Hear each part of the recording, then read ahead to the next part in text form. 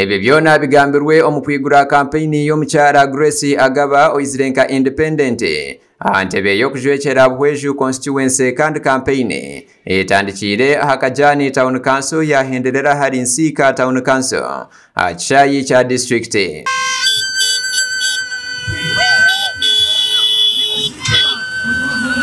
Honorable Grace Agaba ajumirire orujwanje nebijejere ebiri omuri Buhweju kandi yashaba kuberekeraho bakakorera ensi yabo.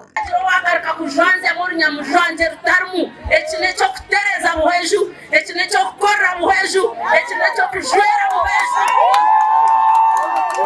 ashoboroire ku arkwenda kutereza amaizi ebina by'abakyara sente z'eminyeto hamwe n'abakyara abantu tibine mizi abakyara benda nibabona ebina byitu by'abakyara by'abashija by'eminyeto by'ababodaboda tubiri mu kasente. Grace Agaba agambire abantu ba Buhweju okwayizire korera abantu hatari mu kuzana Ekyo nimbashaba nazo mu karuru nari nkajiremu njiremu kukorera abantu tinjiremu kuzana abantu binji bantira mutwe abamwe banyurukanzya. Kyoshabe Dorothy omuturage wo muri Nsika yasima Grace abo kwija kubacungura ngo abo kubati bakarebaga ebibina by'abakyara enguto nungi kandi nebyo buguzi byabo bifire ahabwe nguto mbi.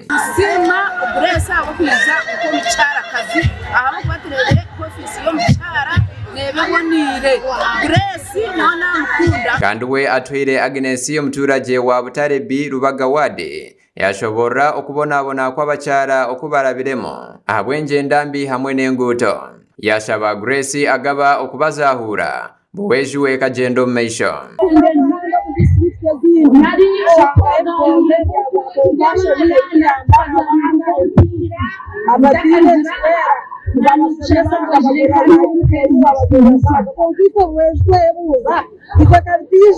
Ayimbisibwe Nikolasi omuturage wa Kankara omugombora ya Ruhanga omuri Kayenje yagamba okwaruhire n'ebishuba kandi yahinduka erizoba kuhagera Grace Agaba. Amakuru agaga kushakirwa Ruth Ninsima.